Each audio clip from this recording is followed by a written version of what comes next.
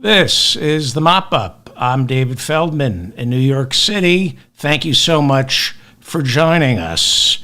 Yes, I'm coming to you from New York City, where I was stunned to discover that the guy I voted for actually won. It looks like the world headquarters for capitalism may have actually elected Zohran Mamdani, a 33-year-old socialist. Now, because the winner of Tuesday's election is Muslim, and he became a naturalized citizen just 6 years ago, that's the story of America, by the way, there already are calls from the right wing for Tom Homan, our nation's border czar, to deport him. That's the other story of America. Yes, there's the bigots. It amazes me how bigoted the Republican Party is now, openly bigoted. House Republican from Tennessee, Andy Ogles, has just written an official request to the Justice Department asking them to look into revoking Mamdani's citizenship, claiming he is a terrorist. Rolling Stone reporting Marjorie Taylor Greene took to Twitter with a picture of the Statue of Liberty wearing a black burqa and a caption that reads, "This hits hard." Rolling Stone reporting House Republican Nancy Mace from South Carolina posted an actual picture of Mamdani dressed in a kurta. That's a garment worn by men in Southeast Asia. The photograph was of Mamdani worshiping at the Parkchester Islamic Center in the Bronx. And under the picture, Nancy Mace, Congresswoman, wrote, quote, "After 9/11, we said never forget. I think we sadly have forgotten," unquote. That's Nancy Mace. Rolling Stone reporting that Turning Point USA founder Charlie White Boy Summer Kirk, Charlie Kirk said, quote, this after Mamdani won on Tuesday. 24 years ago, a group of Muslims killed 2,753 people on 9/11. Now a Muslim socialist is on pace to run New York City. Charlie Kirk then warned it was time for the West to wake up because Mamdani is about to introduce Sharia law. So, I voted for Mamdani. I'm voting for him in November. I think he can save the Democratic Party. But I hate to burst my bubble and yours. This mayoral campaign is far from over. I remember we heard a nearly identical story 4 years ago when a Democratic socialist and nurse, India Walton, defeated the incumbent mayor of Buffalo in that city's Democratic primary, only to lose in the general election after the hard-right Democrat machine and its mayor solicited contributions from wealthy donors to finance a successful write-in campaign. So a lot can happen between now and November. Andrew Cuomo, the disgraced governor of New York State, was the big loser on Tuesday. He just announced Thursday night he's still running. His name remains on the November ballot with the Fight and Deliver Party. And New York Mayor Eric Adams, who dropped out of the Democratic primary earlier this year, declared he's now officially a third-party candidate running for re-election this November. So, New York City is going to be the Battle of Gettysburg when it comes to the struggle for control of the entire Democratic Party. Control for the Democratic Party, not just in New York City, but I believe the entire country. This is the same struggle we saw in 2020 and the same struggle that we didn't have time for last year after Joe Biden, running decidedly left of center, dropped out and was replaced by a decidedly more moderate Kamala Harris. Harris felt she could beat Trump last year by running Biden's campaign of 2020, being a Trojan horse, promising nothing earth-shattering, and then surprising everyone by how progressive they've turned out to be once they're elected. I have no doubt Harris would have continued Biden's incremental lurch to the left. But she wasn't tipping her hand in the race. And I'll be honest, in terms of winning last year, maybe it's the heat. I don't know if anyone, maybe I'm wrong, maybe it's the heat, but I don't know if anyone could have beaten Trump last year, which is why this feels like a much more conservative Democratic Party than 4 years ago. It's a much more frightened Democratic Party that thinks tacking towards the right will win them next year's midterms. I think Democrats are so distraught, their only hope right now is Trump will crash the entire economy and kill 1 million people from a disease like COVID the same way he did back in 2020. It was easier to beat him back then. So maybe it's the heat. I'll be honest, I have a bad feeling. I don't think the Democratic Party has the vocabulary to combat what they and our entire country is up against, and that is fascism. I don't think this Democratic Party has the infrastructure to offer up real-world progressive alternatives to Donald Trump's faux populism in the service of fascism. I voted for Mamdani. He'll make a terrific mayor. And I'll go over his policies in a while. He is everything I want and more. I have a bad feeling, though, not about him, but how corrupt the Democratic leadership is, especially here in New York City, and how beholden it is to Wall Street and the oligarchs. I rarely talk about New York City politics because it's too provincial for the rest of the world, but in the next couple of months, leading up to November's election, I truly believe right now, New York City is not just the heartbeat of capitalism, it's also the heartbeat of the Democratic leadership and its policy. Right now, what happens in New York doesn't stay in New York, especially because Senate Minority Leader Chuck Schumer represents the state of New York. He lives in New York City. Senate Minority Leader Chuck Schumer represents the state of New York and lives in New York City. House Minority Leader Hakeem Jeffries represents New York City. His congressional district is smack dab in the middle of New York City. So if the Democrats win next year's midterms, 2 New York City Democrats will be in charge of Congress. A black man, Jeffries, and a Jew, Schumer. Next year, in the midterms, in every state and congressional district, it's Jeffries and Schumer who are on the ballot. Every Democratic candidate for Senate, every Democratic candidate for the House is essentially running alongside Hakeem Jeffries and Chuck Schumer. And right now, the polling shows next year's midterms are tight, with Democrats showing a very slight lead. But when it comes to the House, thanks to Republican gerrymandering, Democrats need to be leading in the polls by 2 to 3% nationally to even suggest they have a chance of winning back the House of Representatives.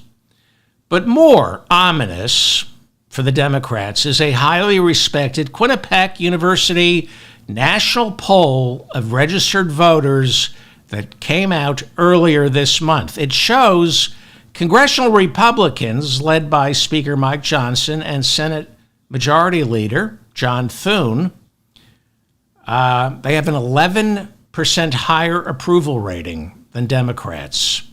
It's not looking good. The stock market is approaching record highs.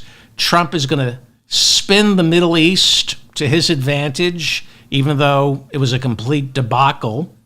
Voter suppression, dark money, disinformation, the ability to lie with abandon, Democrats not knowing who they are while Republicans know exactly who they are. All of this right now gives me nothing but darkness to paint with. I do believe New York City between now and November will be the tale of the tape. I think the future of the Democratic Party will be sealed for the next decade here in New York City. Will they choose Mamdani or go with Cuomo or Eric Adams? Now, we have two other off-year elections. There's one in Virginia and New Jersey. And the lesson in both those states this year will be Democrats need to tack to the center. That's always the lesson Virginia teaches.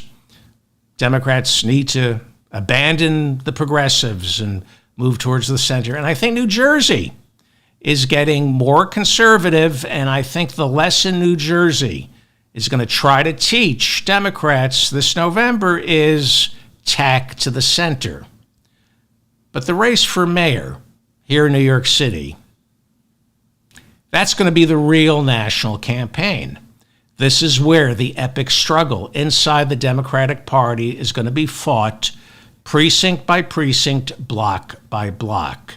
This is the Mop-Up. I'm David Feldman in New York City. Thank you so much for joining me. Please like this episode so I remain in your feed, and please share it with like-minded people.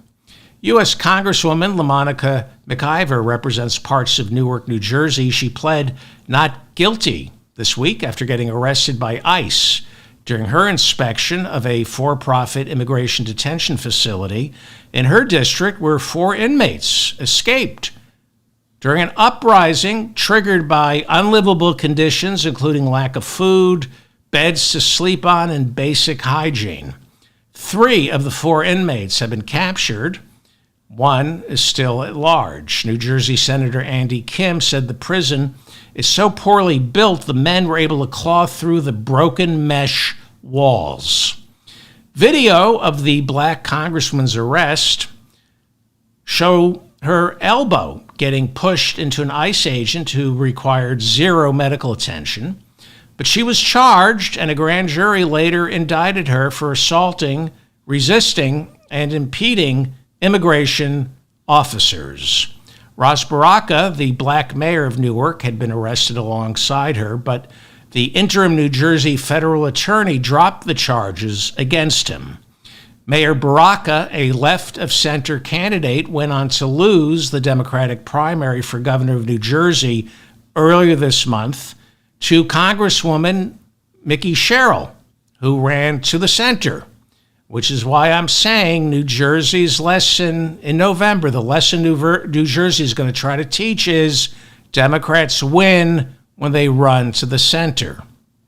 So, when you look at what happened in New Jersey, you see there's a problem with Democrats. Not just with their leadership, there's a problem with Democratic voters.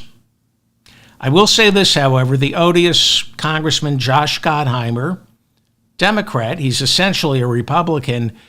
He represents Bergen County, New Jersey. He was running for governor. He came in 4th place. By the way, that interim New Jersey federal attorney who indicted Congresswoman McIver is Alina Habba, Donald Trump's former strip mall attorney, who famously said she'd rather be pretty than smart. Well, she helped Trump lose a civil lawsuit last year where he was ordered to pay $83 million to E. Jean Carroll for defaming her. And Habba also helped Trump lose a civil lawsuit last year where he was ordered to pay $500 million to the state of New York after a judge ruled he defrauded lenders. She's now the New Jersey U.S. Attorney, interim.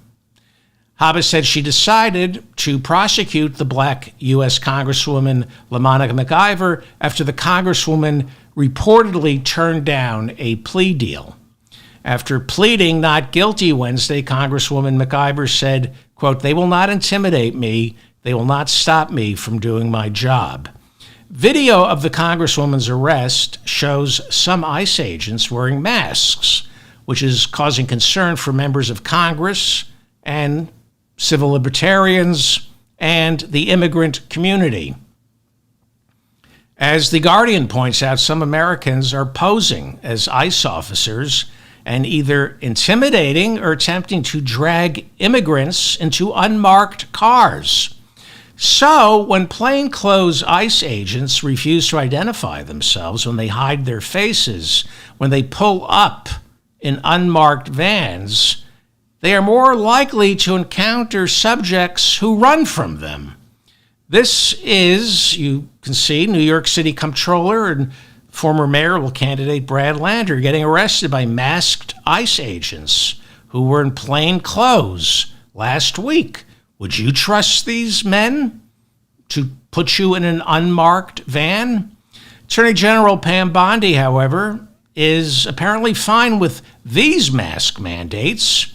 She testified before a Senate subcommittee on Wednesday and told Michigan Senator Gary Peters that despite countless videos showing masked ICE agents in plain clothes pulling up in unmarked vans to make arrests, our Attorney General testified she had no idea that ICE agents were hiding their faces, that women and children were getting dragged away inside unmarked vans. She had no idea that this was causing panic in vulnerable communities. She told Senator Peters, quote, "Sounds like you have a specific case, and I'd be happy to talk to you about that at a later time because I'm just not aware of that happening," unquote. The Attorney General then offered up a possible explanation for why ICE agents are hiding their faces, and that is, she said, they're terrified of getting doxxed. Offering no proof, the Attorney General said ICE agents and their families are being physically threatened. Physically threatened. Wait, ICE agents are Republican members of Congress who announced they're not voting for one big, beautiful bill? Those are the only federal employees getting physically threatened. People who disobey Donald Trump. Senator Gary Peters, Democrat from Michigan, warned the Attorney General that while no ICE agents have been injured yet, the ones wearing masks in plain clothes do run the risk of getting hurt by people who think they're being kidnapped or attacked by an unhinged assailant. Earlier in the week, The Guardian interviewed Mike German. He's a former FBI agent who warned ICE agents wearing masks is a troubling sign of, quote, a rapidly eroding democracy. He said this is unprecedented in American history, and by disguising their faces from the public, ICE agents are contributing to America's increasing distrust of all law enforcement agencies. German said law officers delegitimate their own authority by hiding behind masks. German told The Guardian that immigration agents hiding behind neck gaiters, hats, and sunglasses, quote, highlights the illegitimacy of their actions. In other words, they're ashamed of themselves. A spokeswoman for the Department of Homeland Security told The Guardian that masks are necessary to protect officers' privacy. The Department of Homeland Security spokesperson also told The Guardian there's been an increase in ICE agents being assaulted. When asked for evidence, the Department of Homeland Security failed to provide any. The Guardian also reporting a bill has been introduced into the California State House forbidding police officers from disguising their faces on the job. This is the Mop-Up. I'm David Feldman in New York City. Thank you so much for finding me. The founder of Amazon and owner of the Washington Post, Jeff Bezos, kicks off a 3-day wedding in Venice to former TV journalist Lauren Sanchez on Friday. So I guess a wedding is the closest this monstrosity, Jeff Bezos, ever comes to a union. The wedding is expected to run $50 million, which is half the cost of what Lauren Sanchez paid the plastic surgeon to make her breasts look like Jeff Bezos' shiny skull.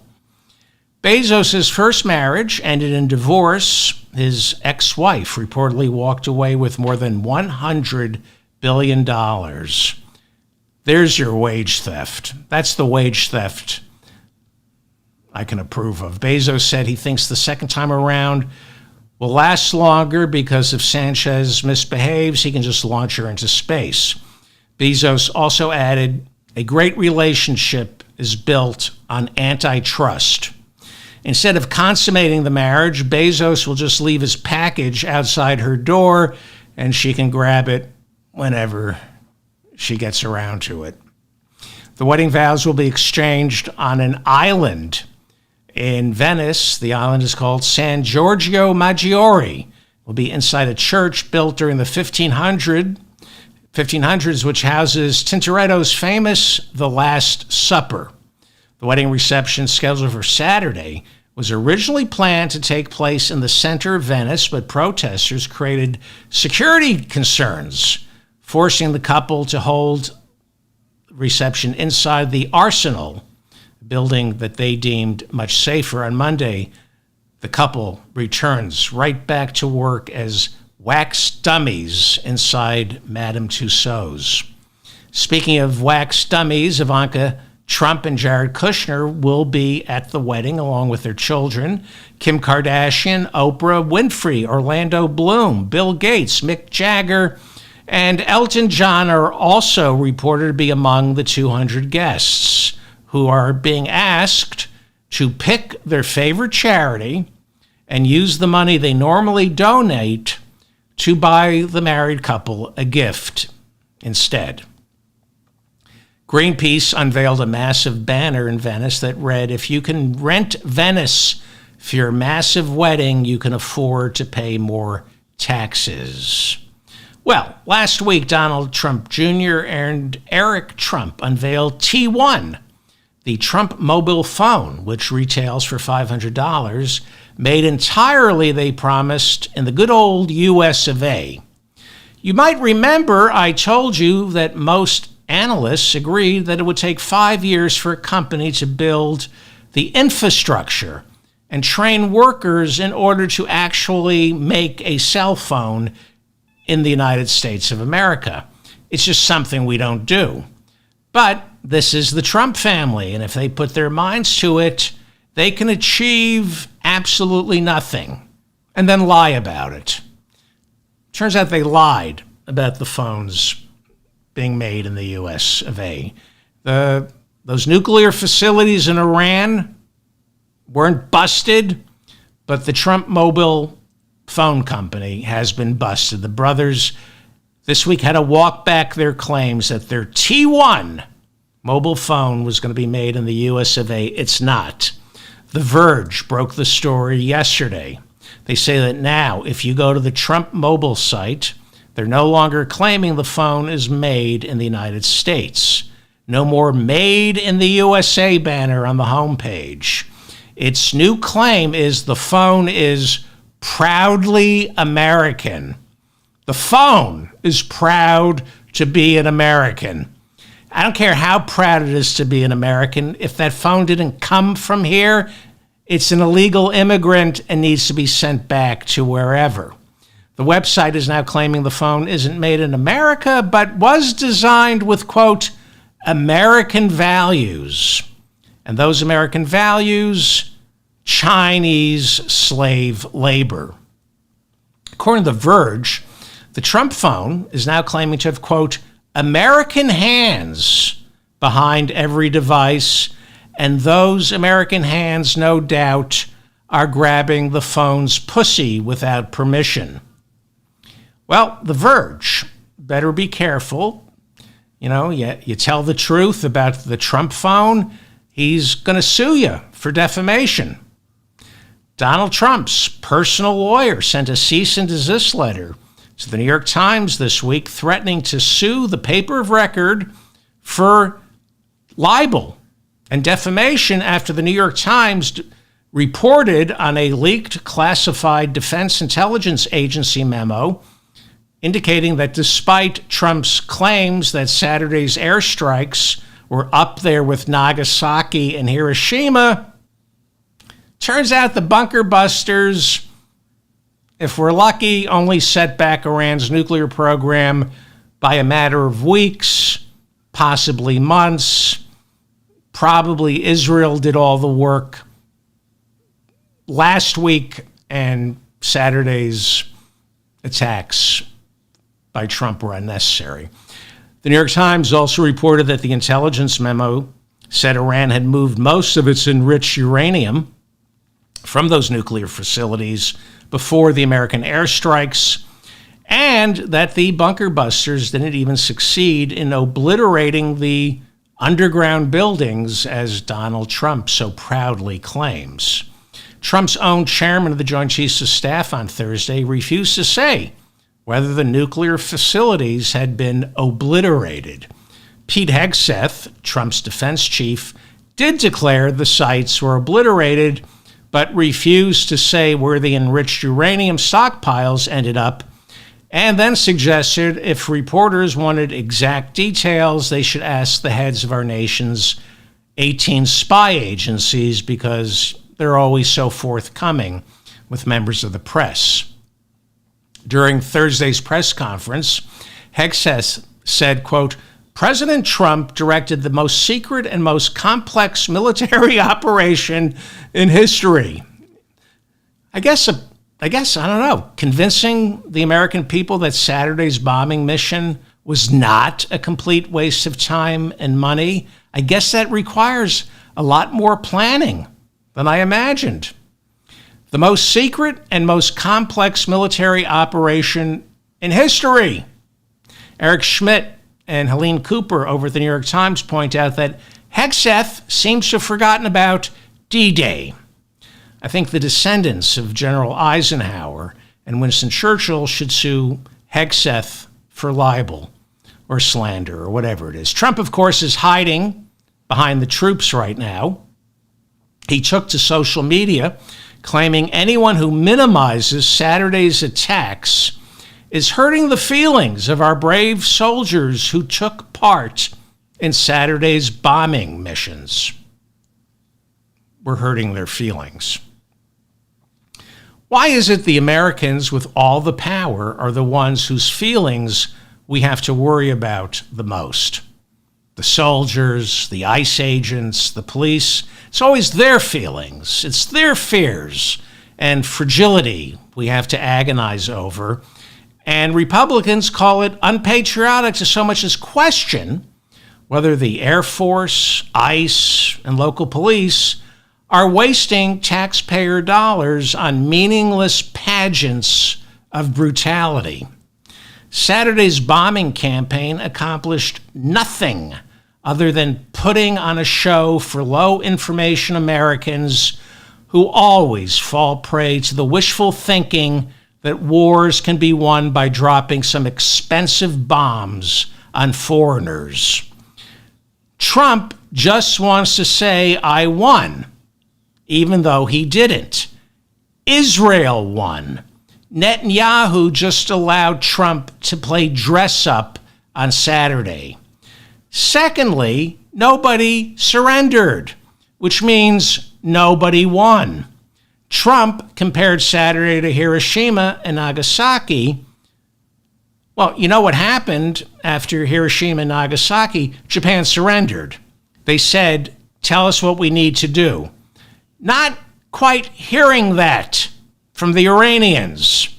Hang on, I want to go big here for a second. Do you see this? Hegseth and Trump were at the NATO meeting in the Netherlands after the airstrikes. Look, see that? Can you see that? Why is this not working? There we go. See that? The Hague. Finally, look how close these two criminals are to the Hague. It is, by the way, a war crime. It is a war crime to bomb any country that is not an imminent threat. Iran didn't have nuclear weapons. This makes Trump a war criminal who accomplished nothing Saturday other than claiming he did and convincing some stupid Americans it was worth it. Iran's president Why am I not? There we go. Iran's President Masoud Pezeshkian declared after the ceasefire that Iran delivered, quote, a severe and historic punishment on Israel and America, and that Israel and America failed in achieving its sinister goals, the destruction of facilities, the dismantling of nuclear expertise, and the incitement of social unrest. Not exactly Japan's foreign minister aboard the USS Missouri signing the instrument of surrender. The Speaker of Iran's parliament, Mohammad Bagher Ghalibaf, declared victory, saying, quote, forcing the aggressor enemy to halt its offensive without accepting their demands regarding Iran's enrichment and missile program means that we disregard the enemy's wishes entirely. Not quite victory, Donald. Iran's supreme leader, Ayatollah Ali Khamenei, just went on television and declared victory. He said Iranian missiles delivered a slap to America's face and threatened further missile strikes. He went on to threaten further missile strikes on American soldiers stationed throughout the region. The Ayatollah then lied and said his retaliatory missile strikes on Americans stationed in Qatar proved to the world Iran can't be defeated. Well, he's also a liar because those missiles were, in fact, shot out of the sky. And again, they were shot out of the sky because the Iranian military gave the Qatar military a heads up beforehand. So Iran could save face and at the same time not hurt anyone. The same way in 2020, after the United States killed the beloved Iranian general Soleimani, Iran called the United States and said, we'll be attacking a U.S. air base in Iraq. You might want to be ready so nobody gets hurt. Or back in April of 2024, Tehran notified Israel to get ready to shoot Iranian missiles out of the sky because Iran has to avenge Israel's attack on Iran's embassy in Syria. That's how it works. That's how it works. Iran, for the most part, tells Israel, the United States, or Qatar to fire up their anti-ballistic Iron Dome or Golden Dome or Star Wars Defense or Maginot Line or whatever they call it. Fired up, get it ready because we're shooting missiles. We're shooting missiles at you. And because the Israeli, Qatar, and American military is given advance notice, they know where to aim their anti-ballistic missiles, which costs at least $3 million each. Now, eventually, this can lead to real war, like what happened between Israel and Iran for 12 days this month. But how this kabuki dance normally goes is how things went down on Monday, when Iran fired missiles at Americans stationed in Qatar. Iran called Qatar and literally said, make a cup of coffee, wake up, we're sending rockets towards the American base, get ready because you need to knock those rockets out of the sky before anyone gets hurt. And that is exactly what happened on Monday in Qatar. But that doesn't sound impressive, does it? No, right? It just doesn't sound like something, you hear that. It doesn't make that $1 trillion a year we spend on weapons. It doesn't sit so well in my stomach when you hear that. So our chairman of the Joint Chiefs of Staff turned Thursday's press conference into an infomercial for Raytheon and Lockheed Martin, the manufacturers of America's Patriot missiles, the same weapons makers who will be scoring billions when Congress approves Trump's plan for a Golden Dome missile shield that will knock incoming rockets out of the sky so long as the enemy tells us when and where they're coming and what the exact coordinates are. Your tax dollars hard at work. Puffing out his chest Thursday, General Kane, chairman of the Joint Chiefs of Staff, lied and called Qatar and the U.S. military working together to shoot out of the sky Iranian rockets heading towards the U.S. Al Udeid Air Base, quote, the largest single Patriot engagement in U.S. military history. He said, quote, we crushed it. He called our soldiers on that base the unsung heroes of the 21st century United States Army for their preparedness to shoot incoming missiles out of the sky. You're lying. You're using our soldiers. You're hiding behind our soldiers. Iran called and said, hey, heads up, incoming. This is what happens when you put a venture capitalist in charge of our Pentagon. General Kane left the military to start his own venture capital firm that invests in, you guessed it, rockets. And now he's back in the military as our chairman of the Joint Chiefs of Staff, trying to convince us we can win wars and stay safe. And all we need are, you guessed it, rockets. So you have the chairman of the Joint Chiefs of Staff, he's a venture capitalist, defense chief Pete Hegseth, a pathological liar, Trump, Vance, and Rubio, all misleading the American people about Saturday's bombing campaign, which wasted U.S. tax dollars while endangering the lives of our soldiers and countless civilians. But now it's Donald Trump threatening to sue the New York Times for defamation, for slandering him. He's claiming the reporters, he called them, quote, scum, sick, and bad people. Why? Because they reported what our own Defense Intelligence Agency said after the missile strikes. Before the American airstrikes, Israel had already set the Iranian nuclear program back anywhere between 6 months to 2 years. And nothing changed after Trump's Saturday airstrikes. So Trump threatens to sue anyone who reports that. He's threatened to sue the New York Times for defamation, for reporting what Trump's own Defense Intelligence Agency is saying. And yet, when you ask MAGA morons what they hate most about liberals, it's how censorious liberals are, how liberals don't respect the First Amendment.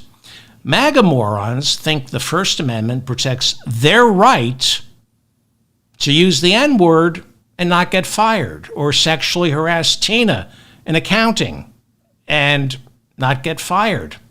Republicans think being corrected for getting your facts wrong or being called out for just plain lying, they think that's an infringement of their freedom of speech.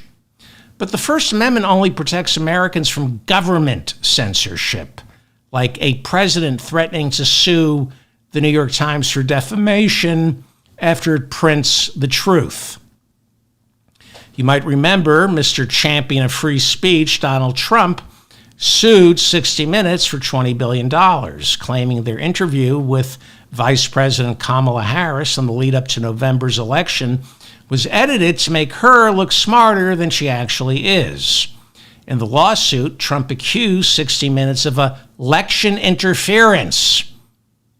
His lawyers accused 60 Minutes of violating the Lanham Act, which forbids false advertising, as though somehow the interview on 60 Minutes with Kamala Harris was a commercial. He also claimed in this $20 billion lawsuit, the interview on 60 Minutes created irreparable emotional distress. Yeah, because you were too chicken shit to do it. They offered you an opportunity to be on 60 Minutes, but you said it had to be live and they couldn't edit you, so you chickened out.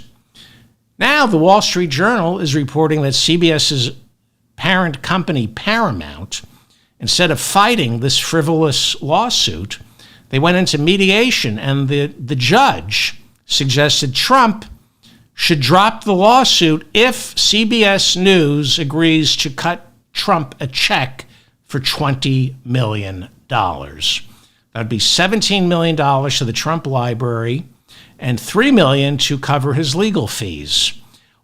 It's the other way around. Trump should be paying the legal fees for 60 Minutes. I don't know who the lawyers are, but this is a slip and fall. It's no different from pretending to slip outside Walmart because the pavement was wet, and instead of Walmart going to court, they decide it's cheaper just paying you to go away. And that's what this is. It's a slip and fall. CBS News did nothing wrong. In fact, they released the unedited transcripts of that interview with Harris, and there's no evidence that it was massaged to make her look good. And guess what? Even if it had been massaged, edited to make Kamala Harris look good, that's protected by the First Amendment. I know that, because if it weren't protected by the First Amendment, if editing and lying and misleading weren't protected by the First Amendment, there would be no such thing as Fox News. Paramount is trying to get bought out by a company called Skydance, so they want this all to go away. Plus, Trump's new FCC chair, Brendan Carr, one of the authors of Project 2025, has threatened to apply regulatory pressure by holding up the Skydance purchase because of the 60 Minutes interview. He's the one who subpoenaed the transcripts. He's also threatened CBS's broadcast licenses due to the 60 Minutes interview. He called that news distortion. News distortion. The government deciding what is true and what has been distorted. But tell me again, MAGA morons, how it's the Democrats who don't respect the First Amendment. Well, this is not normal. This is the very definition of our First Amendment rights being infringed upon. The government threatening news organizations, a president suing news organizations. He's doing it to scare the media, to chill not just criticism, but accurate reporting of the truth. Because with Donald Trump, the truth is defamatory. And of course, he's doing it to make money. ABC News' parent company, Disney, cut a check to Donald Trump for about $15 million after Trump filed a civil lawsuit claiming ABC anchor George Stephanopoulos defamed Trump last year when Stephanopoulos said, quote, Trump was found liable for rape by a jury. Trump's lawyers said the jury in the E. Jean Carroll trial found him liable for sexual assault, not rape. But the judge in that trial put into writing twice that because New York State differentiates between rape and sexual assault, Trump, in common law parlance, was found guilty of rape. So I don't want to go into detail here because it's very uncomfortable. But the jury found Trump criminally liable for non-consensual digital penetration. In states like California, Illinois, and Texas, the law defines digital penetration as rape. For some reason, New York State defines non-consensual digital penetration as sexual assault and not rape. So, Trump is appealing the ruling of being accused of sexual assault, so he hasn't paid E. Jean Carroll. So far, the only money that has exchanged hands regarding the E. Jean Carroll lawsuit is the $15 million he got from ABC News. ABC News, owned by Disney, which should have taken this to trial and gotten their court costs reimbursed. They should have stood up for the First Amendment.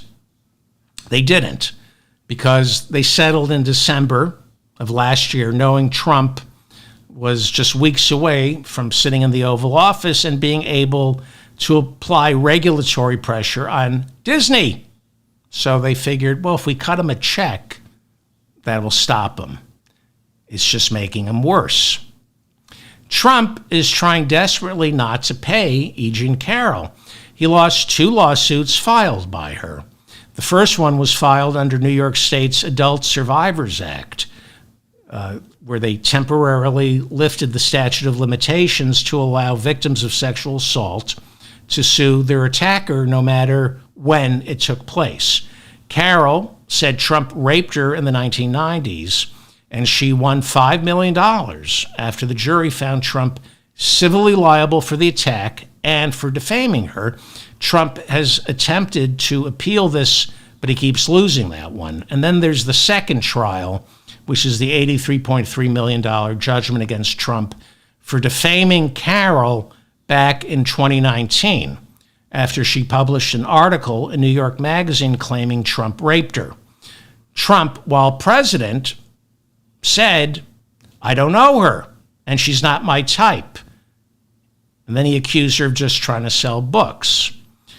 He said that while he was president and a second jury found Trump civilly liable for making those defamatory statements, that is the $83 million judgment Trump wants thrown out. And Trump's lawyers are trying to argue, and they did this week and earlier this month, that Trump made these comments, these defamatory comments in 2019 while performing an official act as president. So I triple-checked Article 2 of the Constitution, and nowhere does it say that one of a president's official roles is to trash talk a woman who just accused him of rape. Not in the Constitution. Earlier this month, the Second Circuit Court of Appeals turned down Trump's motion to have him, this is unbelievable. So this was earlier this month, the Second Circuit Court of Appeals rejected Trump's motion to have him be relieved of the burden from the E. Jean Carroll verdict and instead transfer the liability to the federal government because Trump said Carroll was defamed in 2019 while Trump was president. So the federal government should be liable, not Donald Trump. Well, this argument was quickly rejected earlier in the month because ex-presidents can, in fact, be sued in civil court for any damages they may have inflicted while they were president if those damages were inflicted while performing unofficial acts as president. You can't sue a sitting or ex-president for civil damages over something they did performing their official duties as president. But unofficial duties, you are criminally and civilly liable after you leave office. This week, Trump's lawyer, Justin Smith, appeared before that very same court, the same court that rejected the motion earlier this month to transfer Trump's liability in the E. Jean Carroll verdict to the government. They rejected that. And this time, the same panel of 3 judges heard a 26-minute oral argument from Trump's lawyer claiming the $83 million E. Jean Carroll verdict, quote, severely damages the office of president. Trump was elected. It's a little late to start worrying about severely damaging the office of the president. Trump's lawyer told the judge that last year's Supreme Court ruling on presidential immunity indemnifies Trump from jury verdicts in civil trials. You might want to try reading their judgment because it doesn't. Last year's Supreme Court ruling grants ex-presidents immunity from criminal prosecution for official acts as president, but they are open to criminal prosecution for unofficial acts as president, like inciting an insurrection or sending several phony slates of electors to be counted by Mike Pence on July 4th.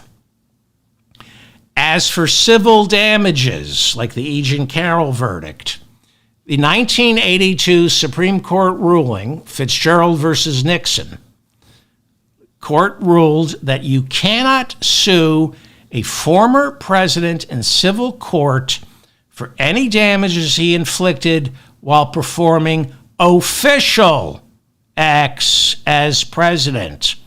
But the court ruled you can sue a president for unofficial acts. They also added a president can be tried criminally after he leaves office for unofficial acts performed while he was president. And last year's immunity ruling from the Supreme Court pretty much said the same thing. Trump's lawyer, Justin Smith, argued this week Trump's defamatory statements in 2019 were official acts. How? Because they were made public by the White House press office in response to a reporter's question about a matter of public interest. Because Trump made the comments during an interview with the media, that was an official act as president. No, it wasn't. Politico reports the judges presiding over this week's oral arguments seemed skeptical and suggested Trump waved away his presidential immunity rights by refusing to cite them when this first went to trial. As I said at the top of the program, Trump appointed Alina Habba to serve as the interim New Jersey attorney. She was the one who filed charges against Congresswoman LaMonica McIver.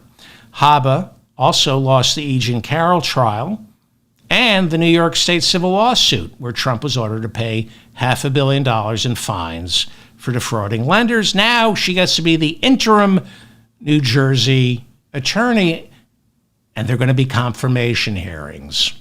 You might remember that Donald Trump is a convicted felon. On May 30th of last year, a Manhattan jury found Trump guilty on 34 counts of falsifying business records in order to pay hush money to porn star Stormy Daniels during the run-up to the 2016 presidential election. That makes him a convicted felon, and so far all his attempts to appeal that verdict have failed. To add more salt to the wound, Alvin Bragg, the Manhattan prosecutor who won that case, just won the Democratic primary here in New York City, pretty much guaranteeing his reelection come November in our deep blue city that has hated Trump since the mid-1970s. And yes, I almost said erection.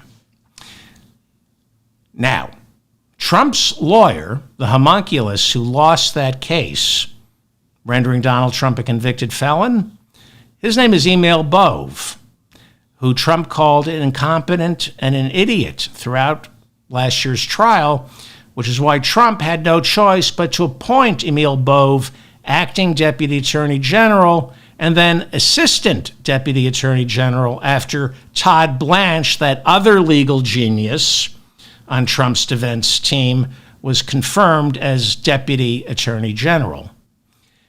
Emil Bove is an insufferable prick, which is why Trump just nominated him to serve as a circuit judge handling parts of New Jersey and Philadelphia.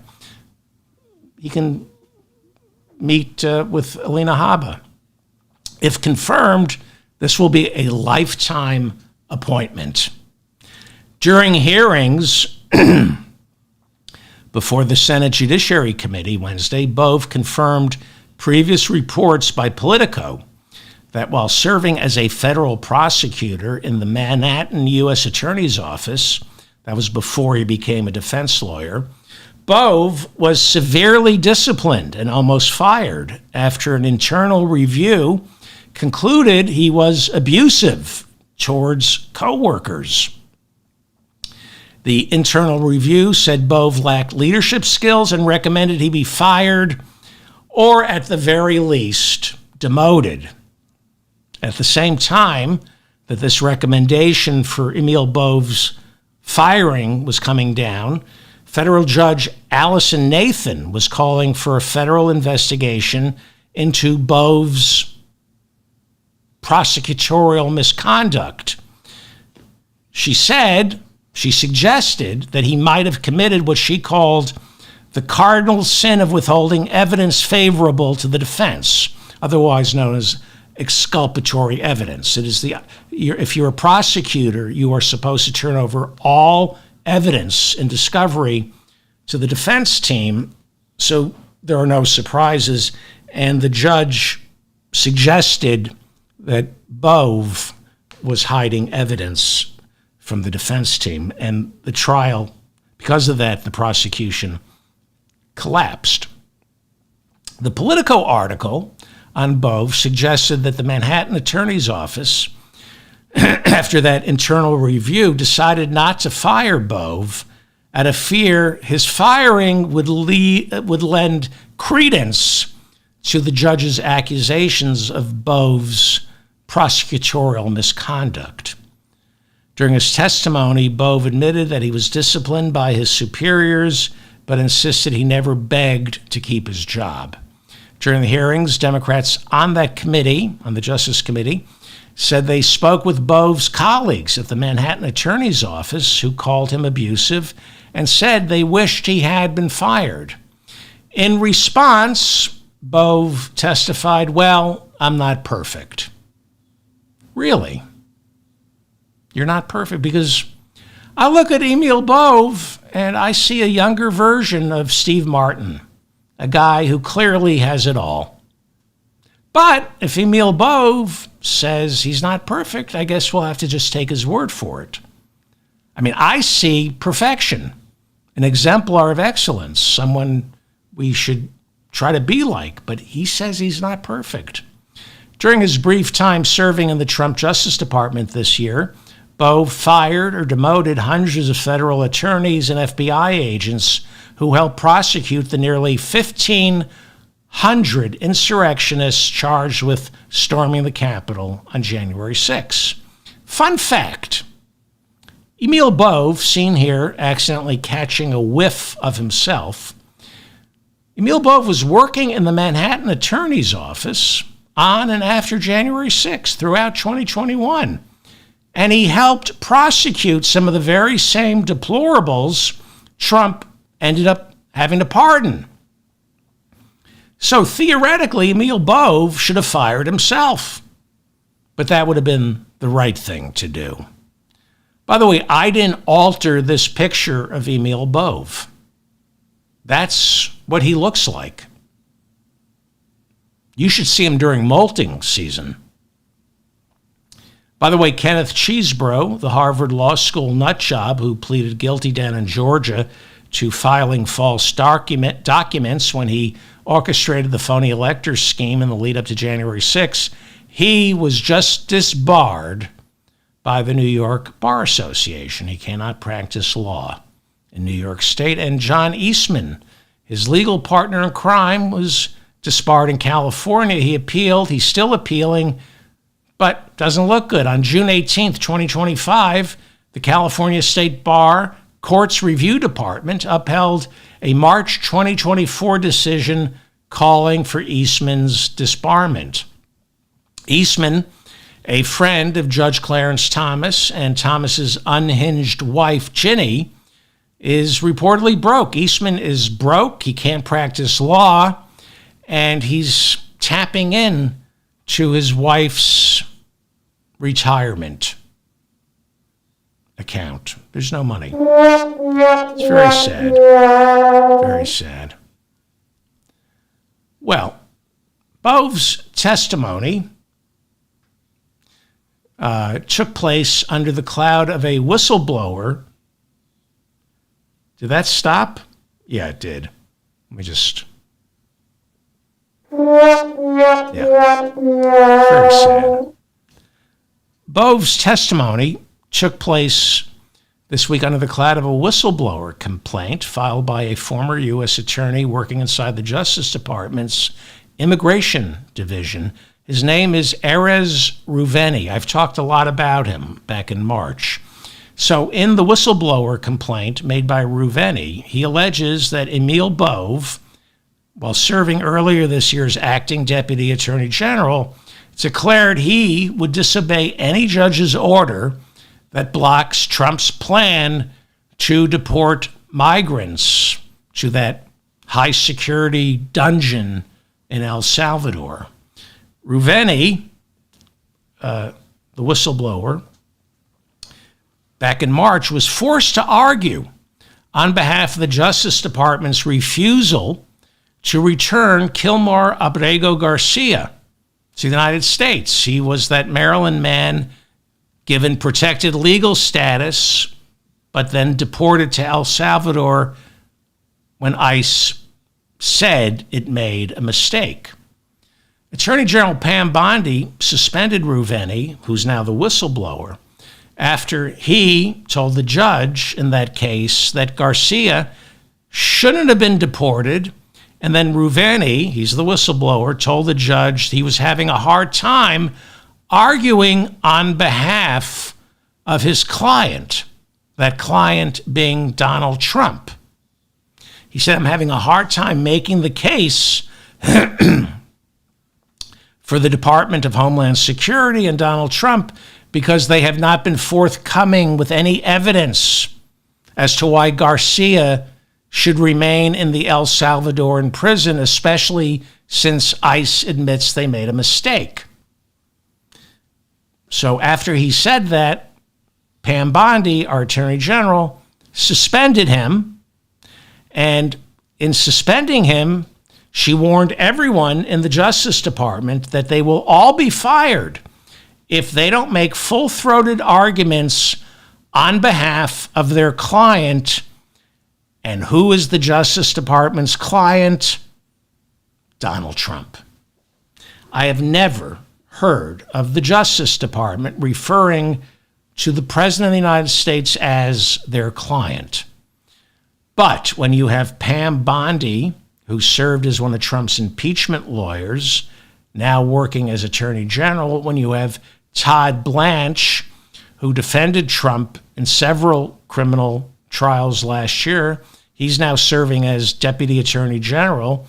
When you have Emil Bove, who also defended Trump in several criminal trials last year, he's now working right below Todd Blanche. When you have these people populating the commanding heights of the Justice Department, I can see how the people inside our Justice Department can see Donald Trump as their client. This whistleblower, Reuveni, the lawyer, claims he and his co-workers at the Justice Department were shocked when Emil Bove began telling Justice Department attorneys that these deportations must take place even if it means disobeying court orders. The whistleblower said Bove told Justice Department attorneys they might, quote, need to consider telling the courts F you. But he didn't say F you, he said the actual F word. You might remember on March 14th of this year, a judge ordered 3 ICE planes carrying migrants heading for El Salvador to be turned around. Abrego Garcia, was in one of those planes.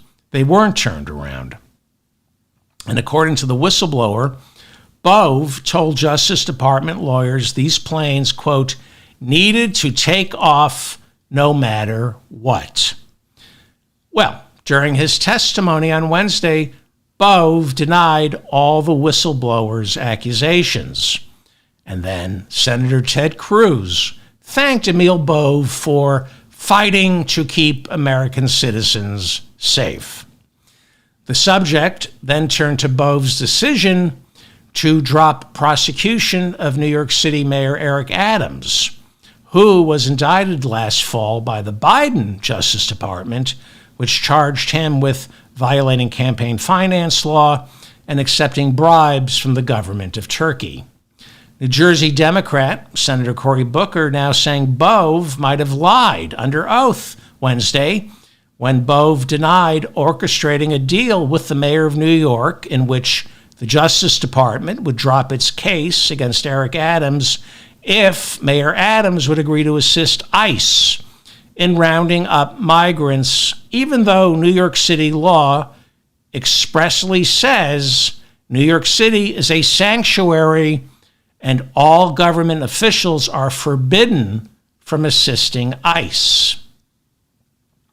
Emil Bove testified there was no quid pro quo, that his department didn't negotiate any deal with Adams, and they never promised to drop the case if he cooperated with ICE. Bove said he dropped the case against Adams because the evidence wasn't convincing. Well, in February of this year, Bove ordered career lawyers inside the Justice Department to sign a motion asking the judge in the Adams trial to dismiss the case. Several career attorneys in that office quit in protest, saying it was a quid pro quo. A quid pro quo they were legally bound not to be a part of. So Louisiana Republican Senator John Kennedy pressed Emil Bove on Wednesday to swear to your higher being. Do you swear to God that there was no deal with the mayor? Emil Bove responded, I know I'm under oath. I swear to God, no deal was struck with the mayor. Bove said he wanted the case against Mayor Adams dismissed because the indictments were meritless. When asked if he examined the evidence against Mayor Adams before deciding on his innocence, Bove admitted that he had not looked at the evidence. So Emil Bove, nominated by Trump for a lifetime appointment to the bench, decided Eric Adams was innocent without even looking at the evidence. Who needs judges? Who needs a judiciary branch when this guy can just look at a person and tell if they're guilty or innocent? Just let Emil Bove decide. Judge Dale Ho is the United States District Judge for the Southern District of New York. He presided over the trial for New York City Mayor Eric Adams. He was forced to throw the entire case out after prosecutors said, we're not going to try it. In a 78-page ruling to dismiss the case earlier this year, Judge Ho said he can't force prosecutors to try the mayor, but, quote, everything here smacks of a bargain, unquote. That's what the judge in the trial said. So Emil Bove on Wednesday testified under oath. He swore to God there was no deal to drop the charges against Eric Adams in exchange for his cooperating with ICE. The judge in the case said everything here smacks of a bargain. Judge Ho said a bargain was obviously made in which the Justice Department, that would be Emil Bove, agreed to drop the case, quote, in exchange for Mayor Adams' immigration policy concessions. By the way, Judge Ho dismissed the charges with prejudice, meaning the Justice Department cannot revisit the prosecution of Eric Adams if he doesn't follow through on the deal to cooperate with ICE. Senator Dick Durbin, the ranking Democrat on the committee, told Emil Bove Wednesday, well, Judge Ho foiled your plans by dismissing the charges with prejudice. Now Mayor Adams has absolutely no incentive to cooperate with you or ICE. Well, as you know by now, there's an election for mayor of New York City in November. Eric Adams quit the Democratic Party earlier this year, and on Thursday made it official he's running in November as an independent. This race is not over by a long shot. Zohran Mamdani, the 33-year-old Democratic socialist who became a naturalized United States citizen 6 years ago, won Tuesday's Democratic primary, beating the disgraced former governor of New York State, Andrew Cuomo, who, as you all know, was forced to resign amid sexual harassment and sexual assault allegations. Cuomo conceded defeat Tuesday, and on Thursday he just announced he is still running as a third-party candidate in November. That would be good for Mamdani, since Cuomo and Eric Adams will split the conservative, bigoted vote in New York. Cuomo, throughout his losing campaign, said his number one concern is fighting anti-Semitism. Eric Adams appeared on Fox and Friends Thursday to say his number one focus in this campaign is anti-Semitism. Gee, why would two scandal-plagued political hacks like Eric Adams and Andrew Cuomo say they're focused solely on anti-Semitism? Could it be because Mamdani is Muslim and Andrew Cuomo and Eric Adams think so little of Jewish voters that they think Jewish voters can be manipulated into fearing a Muslim mayor, even though that Muslim mayor shares their same Tikkun Olam values? This is going to be a very, very ugly campaign. Very ugly. Because Eric Adams and Andrew Cuomo are very ugly, ugly people inside.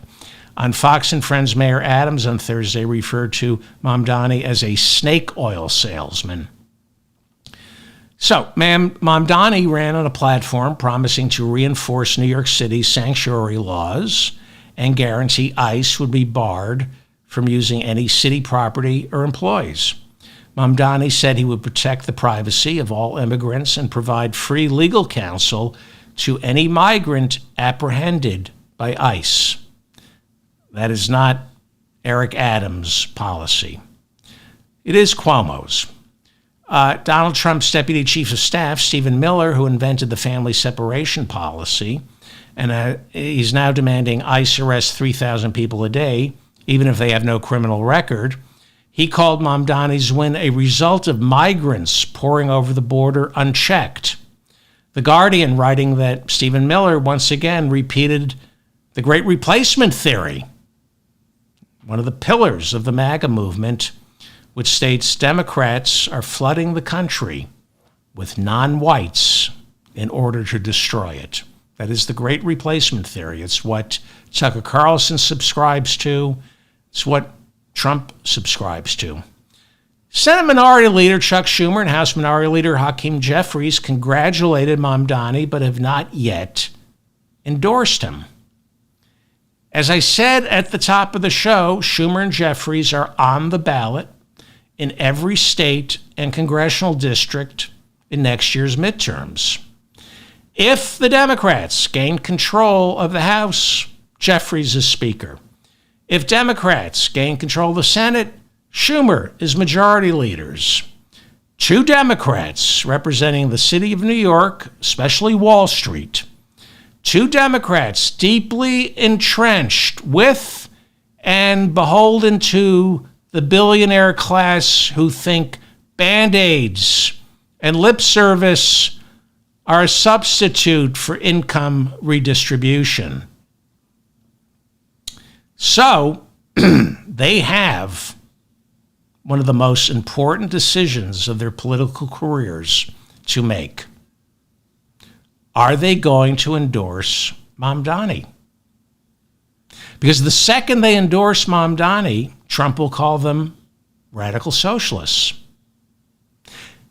Thing is, he's going to call you radical socialists whether you endorse Mamdani or not. The other thing is, if you don't endorse Mamdani, the Democratic Party is doomed.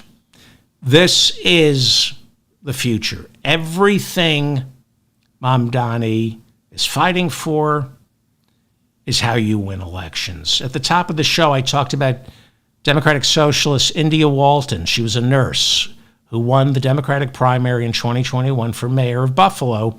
She defeated the Democratic incumbent only to lose the general election. After that, Democratic incumbent launched a successful writing campaign financed by wealthy donors. Back then, India Walton, socialist, received endorsements not just from Elizabeth Warren and Bernie Sanders, but Chuck Schumer as well. As I said at the top of the show, New York City will be Gettysburg in the battle for control of the Democratic Party. Mamdani is the future. He's running on a platform of increasing the minimum wage, universal health care, free bus fare, free tuition at public colleges, rent freezes for nearly 1 million residents, 200,000 affordable homes, free child care for children starting at 6 weeks old, and paying for all of it by taxing the richest 1%. He's also proposing city-owned grocery stores to lower the cost of food. Kansas and Wisconsin are already trying this, and according to the New York Times, similar plans are underway in Chicago and Atlanta. Mamdani is no longer calling on defunding the police, but he now wants a Department of Community Safety that deals with people suffering mental health crises so that police can focus on fighting crime. In most cities, it's the police who have to deal with people who are struggling, and the police are not equipped to deal with people who are struggling with mental health issues because so many of our police officers are suffering from mental health issues. Mamdani had my vote on Tuesday. He'll have my vote in November. Eric Adams won't. I was born in Brooklyn. I know a little about this city. It's dying because it's unaffordable. It's become a caricature of the Gilded Age. It's time for a socialist. Conservative Democrats like Eric Adams can't debate Mamdani. They can't debate him on the issues. So they're using Israel and Jewish paranoia as a wedge issue. I don't think it's going to work, but I'm not sure. Maybe Cuomo will stay in the race through November, and he and Adams can split the bigoted vote of stupid New Yorkers. We'll know in November. And this November is 1 year away from midterms. It's all happening here in New York City. The struggle for the heart and soul of the Democratic Party started this week with Mamdani's win. Senator Bernie Sanders said Mamdani won on Tuesday because you win elections taking on the billionaire class. Problem is we have too many billionaires and millionaires in the Democratic Party who don't need to win elections. I hope Mamdani wins, and I hope the Democratic Party learns how to win by promising what Mamdani is promising and then delivering. I hope the Democrats take back the House and the Senate. But the stock market is approaching record highs right now. Trump can lie and lay claim to the ceasefire in the Middle East. He can say it's working. He can lie and say my beautiful bombs brought peace.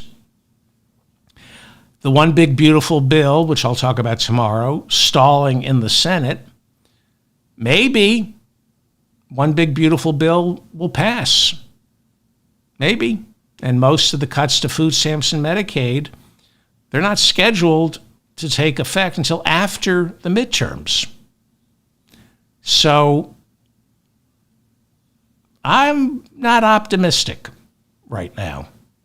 I'm not optimistic. Finally, Bill Moyers passed away at the age of 91. Google Bill Moyers and watch his work on YouTube. He will be missed. I'm David Feldman, reminding you to stay strong and protect the weak. Thank you so much for listening to today's show. Please like this episode so I remain in your feed. Subscribe to my podcast, subscribe to this channel, subscribe to my newsletter. Leave a comment. I read all your comments. If I made any mistakes, please correct me. Thank you to Mila and Bob in the chat room for keeping the conversation civil. And I'm probably going to do a show tomorrow. Thank you for listening.